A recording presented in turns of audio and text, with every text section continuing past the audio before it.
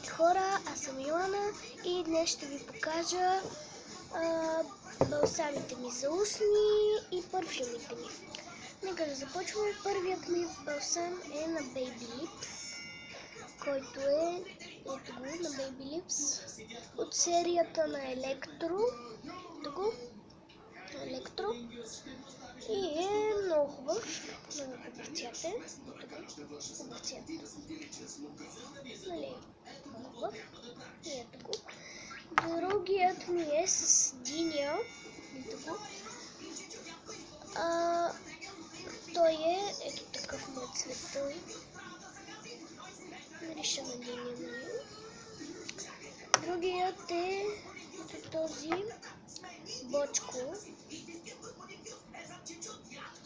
И е детски гланц за устни.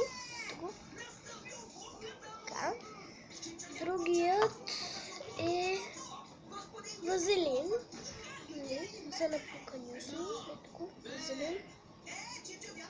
Вазелин за напукани устни. Ето такъв мъчета. Така. Другият е ето този. Той също е за напукани устни. Той не може да се разчита, защото се е изтрил. Ето го. Особено сега за зимата. Много хубав. Зимата. Другият ми е ето този с кокос. Който е с кокос. Ето така изглежда. Мирише наистина много хубаво.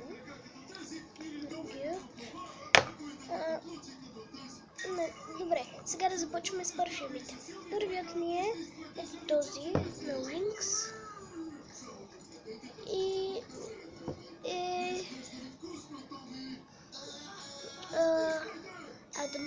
Адмиранда. Ето го. Ето така пачката и мирише много хубаво.